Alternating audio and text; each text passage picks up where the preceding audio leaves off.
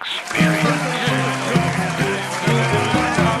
Hello and welcome to The Company Doctor, where today we're extraordinarily pleased to be joined by Peter Yeung, Chief Information Officer and Global DPO at leading digital experience platform provider Optimisely.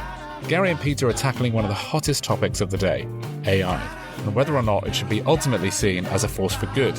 Peter is also a guinea pig for the trial run of a new section on The Company Doctor episodes, yet to be named, in which I grill our guests with a series of quick-fire questions. Needless to say, Peter absolutely smashes it. Gary and Peter, it's over to you.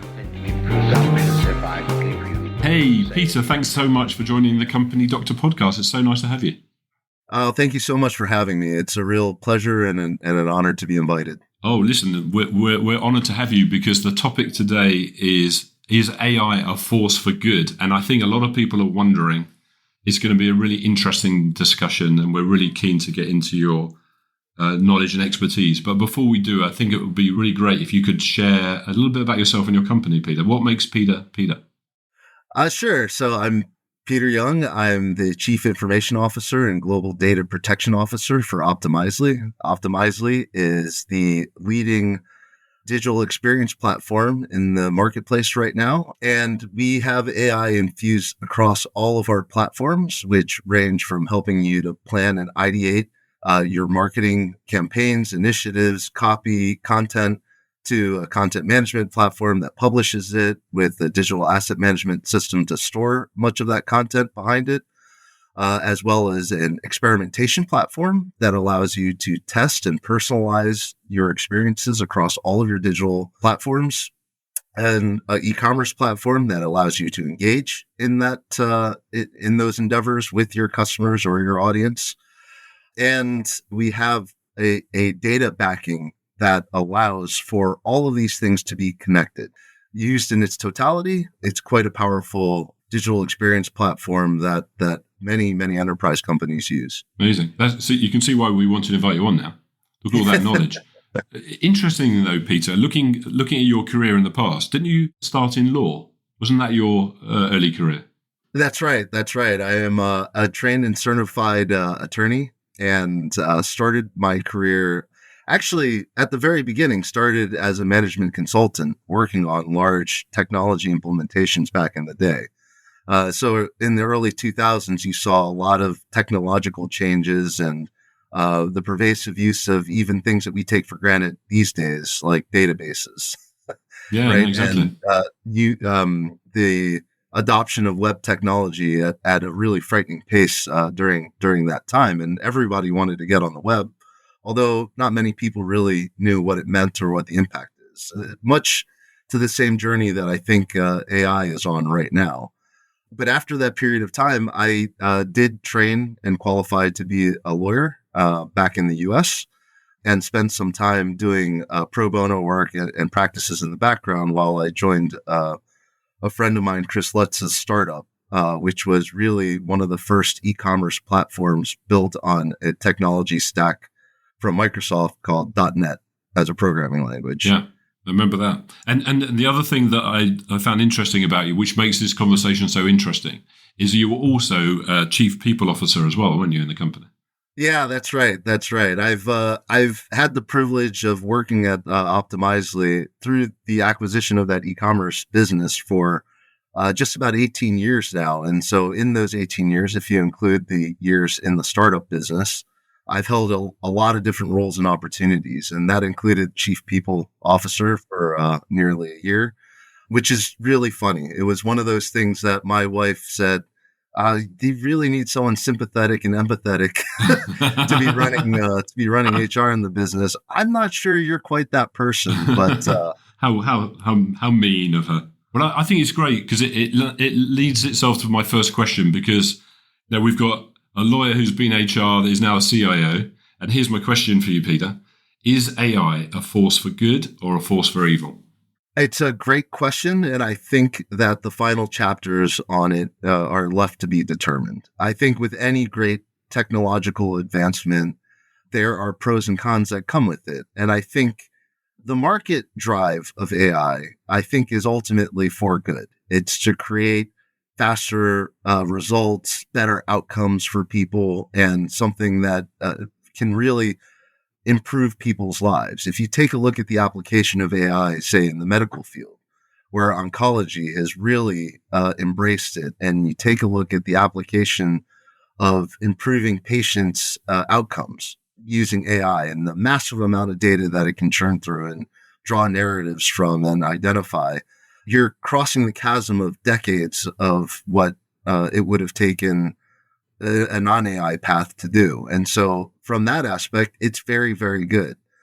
Now, it can also be used for evil as well. And we've seen that in the way that the augmentation of the security profiles and the threat profiles that exist now that are augmented by AI are considerable. So things that fall by the wayside, such as voice recognition against your bank account, is almost meaningless now because you only need about a 10-15 second clip of someone speaking before they can replicate your voice, right? So there's a lot to be said and a lot to be done in terms of the governance around AI. But I think with the right legislation in place, which is slow to catch up, I think with the right intent in place, that it can be predominantly a force for good. Yeah, and that's what we hope. And that's what, but everyone is adding it to their business profile, I guess. But one of the things that people ask me a lot, and I wanted to ask you because of your background, is if I wanted to pivot my career, how do I get on the right side of AI? It's a great question. I would say there's a lot of ways of going about it, but it really starts with what is it that you want to do? And it's a question that I often ask some of my team members or some of my colleagues that I get to work with and some of our partners, which is what is it that you want to do? The application of AI and its use has almost become ubiquitous in daily discussions. And so the discussion around what would you like to do within AI can make a real difference in terms of what do you need to do to start getting on the stepping ladder to engage. Now, from a developer perspective, there are a ton of free education modules that are being presented by the likes of Microsoft and OpenAI and Google and Meta as well, and Amazon, that will enable people that want to get into the nuts and bolts of how, the maturation from machine learning to AI to what is beyond is available for those to pick up. But if you want to talk about how AI develops from a practical standpoint, it really starts with, I think, educating yourself and seeing what's out in the marketplace, whether it's finding vendors or podcasts like yourselves, podcasts or news channels, to really examine how is that impacting your line of business or the areas of your interest. And then picking up those discussions and then start talking to some of those industry leaders about what that application means. You don't have to work at a company to actually talk to them and go, well, how are you presenting AI? What is it that you want to do? And through those tidbits, like half of what I learn on AI is actually stuff that I learned from other people through discussion and networking and those likes. And there's a lot of information out there. It can be completely overwhelming given the volume of information that's out there. But that being said, I think if you really decide how you want to think about AI in a particular application, that's a great place to start. That's good advice. And can you think of an example where AI significantly improved someone's lives or could do? Yeah, absolutely. I think what we had discussed before, I think the application of AI in the medical industry is nothing short of astonishing. And I think that is a major improvement that people will continue to see in their lives and will continue across many different practice and principles in medicine around that. But I think in terms of productivity at work, you're already starting to see a vast majority of individuals working in businesses using openly available AI tools such as ChatGPT in sort of their daily dialogue. Now, that comes with pros and cons, right? We discussed previously how the application of AI can be for good or for bad. And while the truthfulness of what AI responds back is oftentimes called into question, the foundation of the data that feeds it is an area that I think becomes more interesting to people. And I think once you realize the data sets that are available, that's where AI can produce a lot of excellent results and improve people's lives. So people using ChatGPT or Microsoft Copilot to help generate a thesis or a paper or a statement or a presentation by a couple simple sentences and having it auto-generate saves hours of work. And it's not to say it can do the end-to-end results, but what it does is give you a jump start and save you a few hours or days or weeks in that sort of content creation area or image generation or video generation. And that's predominantly where you're seeing the power of AI drive improvements in people's lives right now. But look, people use it to say, look, I've got 72 hours in Corfu, build me an itinerary and what I should see on my holiday. And it does a pretty decent job of building that out too. So I think the application of AI, depending on the data sets that are available, is incredibly powerful. Yeah, maybe we don't quite know yet, what you're saying. And as a CIO, what's the effect on technology and innovation? Oh, it's massive. It is absolutely massive because you cannot have a conversation these days in the tech space without having a firm position on what you want to do with AI and how that affects not just what you offer as a capability to your customer, but how you really drive that total cost of ownership down and how you get that return on investment quicker and higher based on the use of platform. And so the impact of AI is both from as a software vendor, what we can give to our customers, but internally facing in the area that I look after quite pervasively is the use of AI within our own business to help enable people to get to information faster, to make decisions better, and to create content and materials quicker to deploy into the market.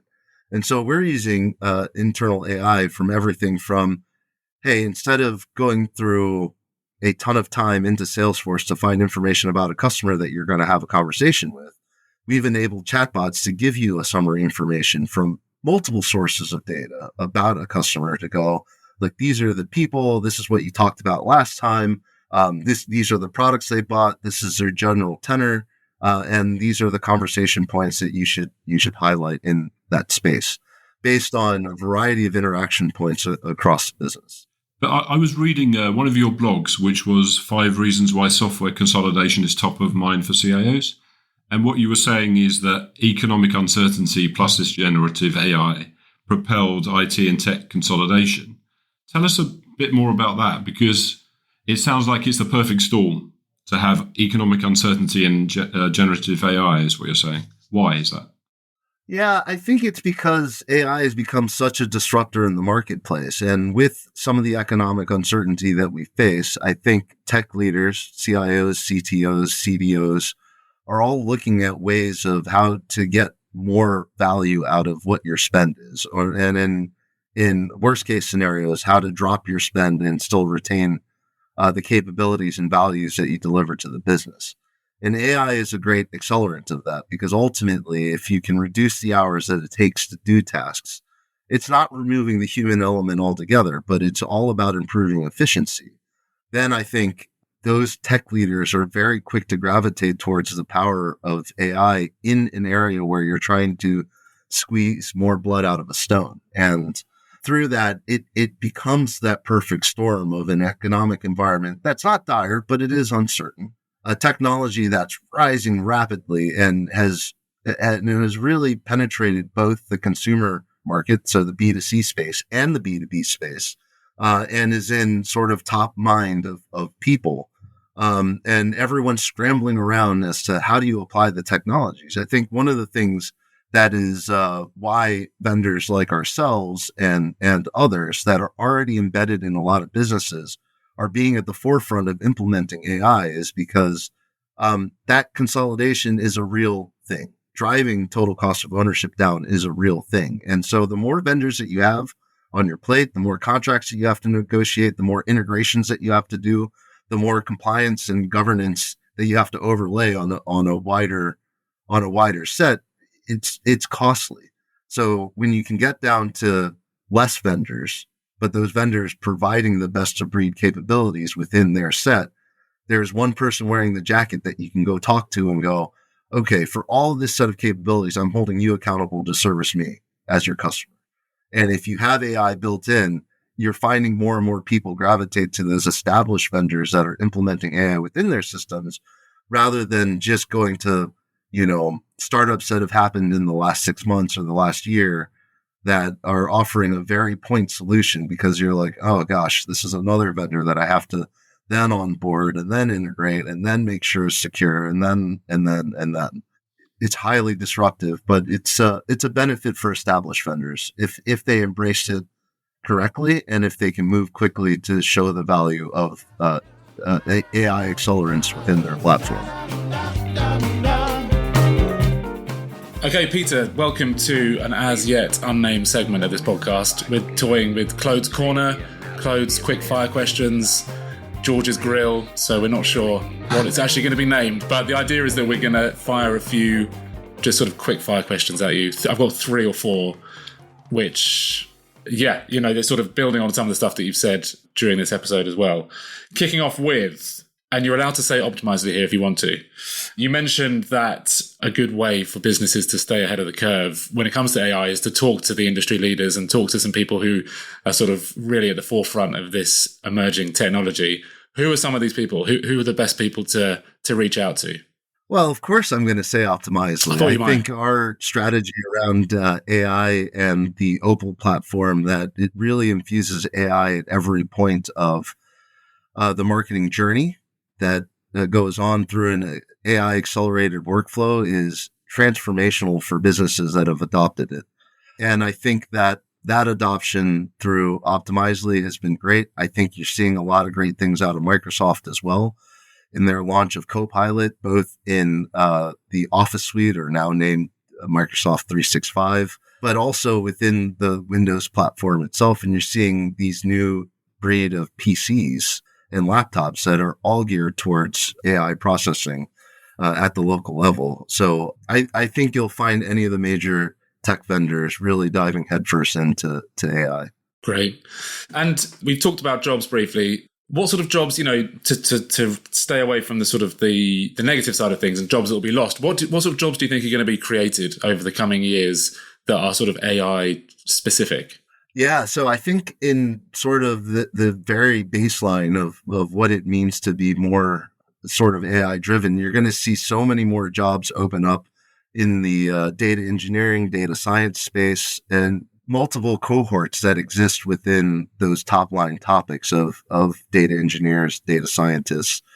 I think in the analytics space, you'll see a lot of people also opening up different types of jobs in the analytical space. But interestingly enough, you'll see jobs that are going to come in from other areas that you wouldn't necessarily equate to AI. So if you take a look at chip designers, for example, and people with hardcore engineering skills that aren't quote unquote AI focused, there will be a lot more jobs from the likes of NVIDIA, AMD, the people that are manufacturing the hardware that is powering a lot of this AI. And I think on the creative side, you're going to see a lot of creative roles that are going to be opened up to feed the AI, because ultimately, again, going back to the data or the content having to be really honed in, you're going to see more of those types of roles to feed the machine, to feed the beast, to create that better brand or the more on point messaging and what have you. And so you're going to see a lot of secondary and tertiary roles, I think, come as part of the AI revolution. Well, that will be good news and good for people to hear, I'm sure. 2 more questions. From a business perspective, from an Optimizely perspective, what are you guys most cautious of when it comes to developments in AI? What are you constantly looking out for? I think because we're innovating at such a fast rate, making sure that we have that compliance governance layer on top of what we do from an AI perspective is probably the area that we're most cautious of.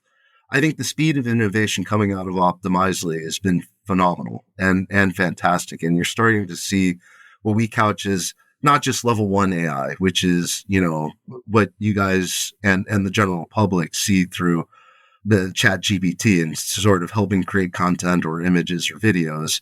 It's really now being insightful with a customer's data being able to recommend the next experiment that a customer should be running, or which segments are most impactful, or which cohort of customers are showing these kind of behaviors. That's really important. But there's a lot of changing legislation that's trying to catch up to AI, and also to keep our customers' data private and secure is the thing that worries us, because it's even more important in this world of AI that we do so. And yeah, that would be probably the primary area. Fantastic. And final question. How much do you use AI on a personal level, sort of day to day? Oh, day to day, I use it all the time. I think I use our own content marketing platform, or a CMP platform, in terms of engaging with the rest of our business, because it is our workflow engine for not just our marketing team, but for our business. And the ability to use AI to accelerate those workflows on any project or any initiative that we work on is critical. And I use that on a daily basis. We use the Microsoft Copilot suite on a fairly daily basis too, to help create frameworks within presentations, or to do simple column responses within Excel. And also in terms of document retrieval, or, hey, I don't remember where this was mentioned in my emails or my Teams chats. Can you please find it? Use it on a daily basis. And also for me personally, because we're developing some of these tools, like our customer AI tool, which gives you that 360 view. I'm constantly using it and testing it. When I talk to customers and I want to get a briefing on who am I talking to, how are they using our software, what's their adoption like, what path are they on, I use our customer AI tool that we built to get that briefing. So you're using it a lot. Well, that's very encouraging to hear that you're an advocate for AI, because I think it'd be worrying if you weren't. Peter, thank you. That concludes this inaugural Clothes Corner, or Clothes Quickfire section. Back to you and Gary. That was great, George. Fantastic. Well, this is really interesting, because I thought what I'm going to do is I'm going to ask AI to give me 2 questions to ask Peter on this podcast. And I'm going to give you the 2 questions. I asked it to give me 2 insightful questions. I've only got 2 from the AI interaction I had. The first one is this, and it's relevant to this. What do you envision as the most important and exciting positive future application of AI that could transform our world as a step change? Wow. That's a massive question. That's an AI question. I think the most exciting part of what AI can deliver is really, it actually goes in line with the acceleration of human development, which is, I think, the establishment of a tool that brings more and more data and information into the hands of people to make better decisions, and to let decisions be made by AI that otherwise are with 99% certainty were going to happen anyways. So I think what it does, and the thing that excites me about AI, is it opens up time for all of us, right?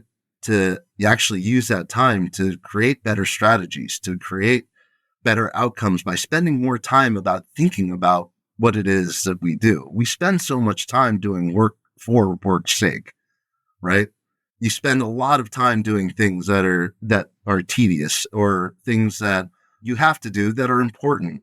But really, if AI can do it, why not let AI do that, so you can focus on the bigger and better things?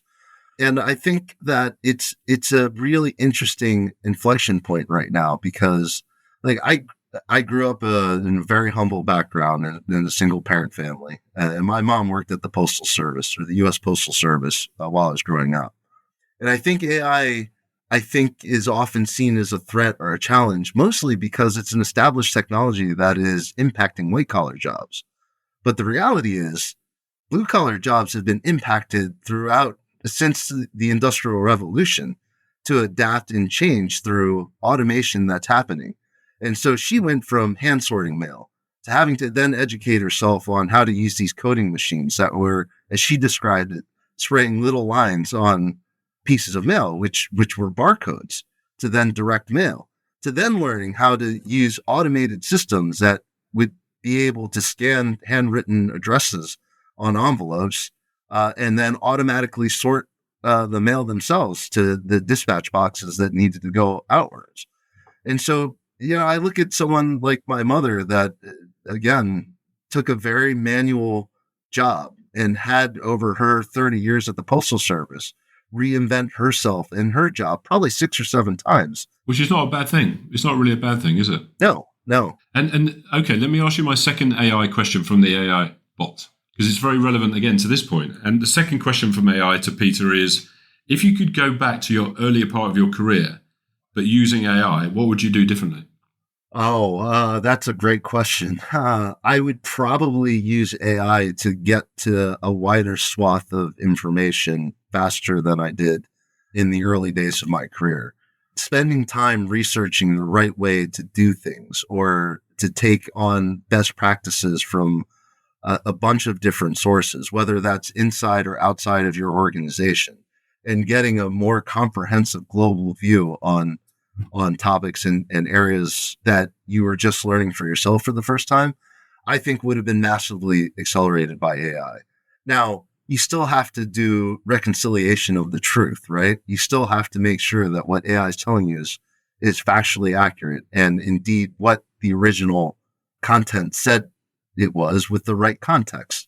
But that all being said, the access to getting the information, it's like the first time that you got a web browser, right? Oh my gosh, all of a sudden, all this information globally was available to you from a myriad of websites and people publishing stuff, and you could read it. But still, there is too much for one person to consume, and you went to specific watering holes. Well, imagine going back, 20 years, 25 years in my case, and being able to say, well, actually, there's one watering hole that you can go to, and you can get an expansive list of information, and you can have a conversation with it, having a mentor in a way that you could ask questions to in real conversation, and then explore every facet, I think, is intriguing. It is fascinating, isn't it? In fact, I think Chat GPT search is about to come out, so it will kind of open things up.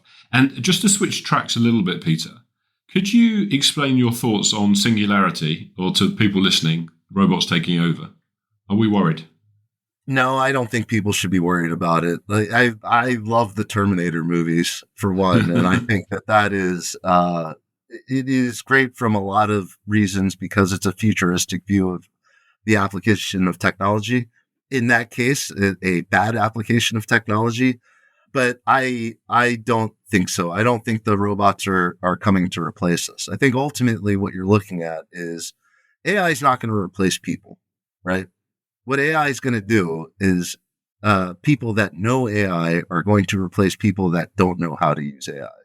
And I think that that's what, the larger populace right now is trying to get their heads around. And to one of your earlier questions of like, how do you get engaged in AI? Well, there's a multitude of ways to do it, but it takes that human endeavor, that human spirit of creativity, that human spirit of always wanting to know what is the next thing that AI can't account for. And so the creative parts of the human endeavor, the creative parts of the human spirit, and the natural curiosity, I think, are going to drive it. And using AI as a tool to drive more time and more focus for humans to do that, I think it's a good thing. People are right to worry. Don't get me wrong. In terms of will AI replace my job, they are right to think that because there are some jobs that will go away, just like any substantive technology that gets introduced. But those that opt to say, look, instead of fighting against the wave, I'm going to ride the wave and I'm going to embrace how AI is applied to my job for benefit. Okay, so here's my last question for you then, based on that. And this is really helpful. Thank you. If you could give people listening, and most of the people listening are kind of in business to business, 3 tips for people to take advantage, a business advantage of AI, what would they be if they can only give 3? Sure. I think sort of top of mind, I would start with understand the value of what you're trying to do with AI. And that comes back to what's your purpose? What's your outcome? And as you start thinking about that, think about your value chain in terms of how capabilities are delivered within your business. Because the application of AI shouldn't just be, look, we have a process, we have technology, and we have people doing what they are today. And those are the 3 major points of any value chain, right? The people, the process, the technology. And the critical one that's always left out is the data, but we'll come back to that. But think about the value chain, because the application of AI is an opportunity to really rethink your business, really rethink how you've maybe position things in silos within organizations. Maybe decision-making is split all over the place. But the application of AI really is reliant on cross-functional capabilities coming together. And it's an opportunity to think about, how do you want to use AI to improve your business? And start thinking about some real strategic bets, something that will differentiate what you do today and what you do tomorrow. This is not just making an existing process better. This is a way of reinventing things. So I would start with that process first. And then if you have to move down, then you move down and say, okay, I'll do an improvement rather than a transformation. I think the second thing is, as you understand and develop AI enabled sources, really think about the data. And this is what I come back to. Your AI is only going to be as good and as clean and as accurate as the data set that you point AI towards.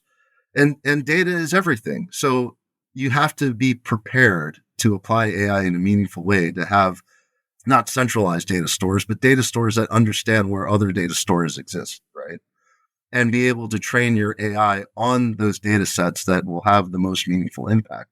And make sure that it's trusted information, because one of the biggest concerns around AI is, well, it told me porkies, or it told me lies because it wasn't accurate. Well, that's just based on the data that's been fed to it.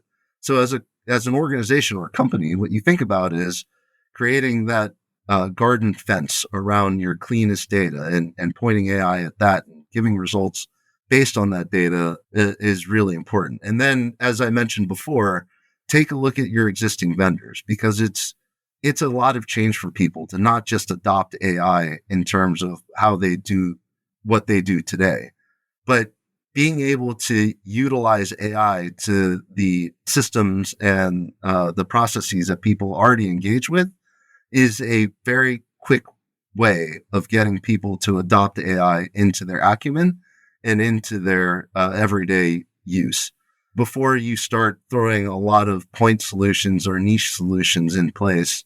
Because I think it's a real step change that has to happen with AI. And if you think about that as being your core, and making sure that you apply the security and governance area around good data, around systems that exist already or vendors that you already have relationships with, and adding on that compliance and governance layer on top of that, that will build a foundation. And I would say, for my third and final point is, reinvent your talent and the ways of working.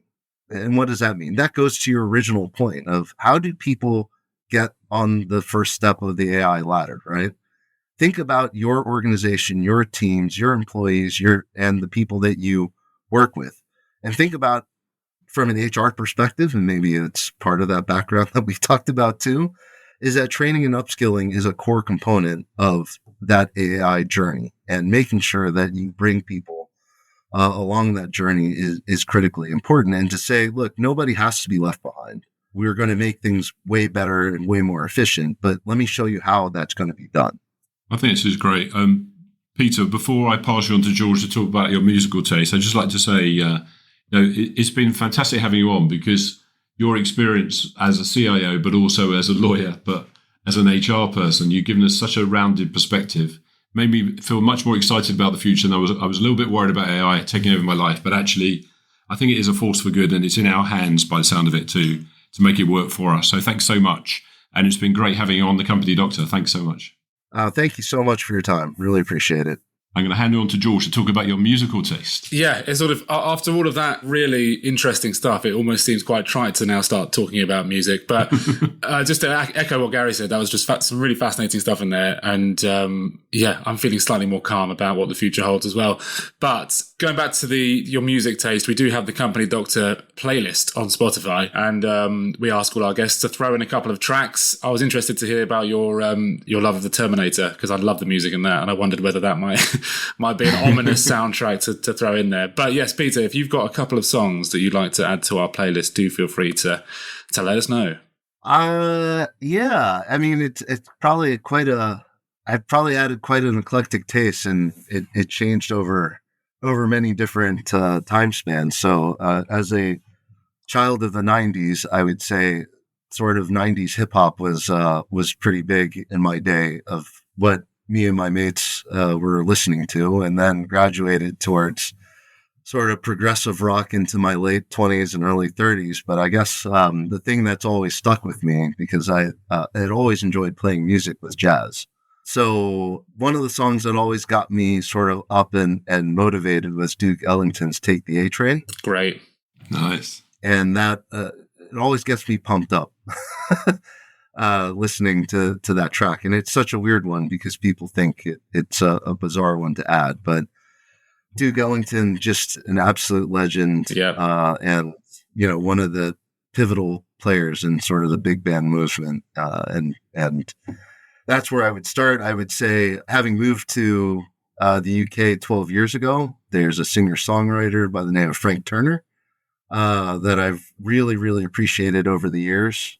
And I find both the lyrics and the music really poignant at times. And the one song that's really stuck to me is The Way I Tend to Be. Fantastic. Okay, they're in there.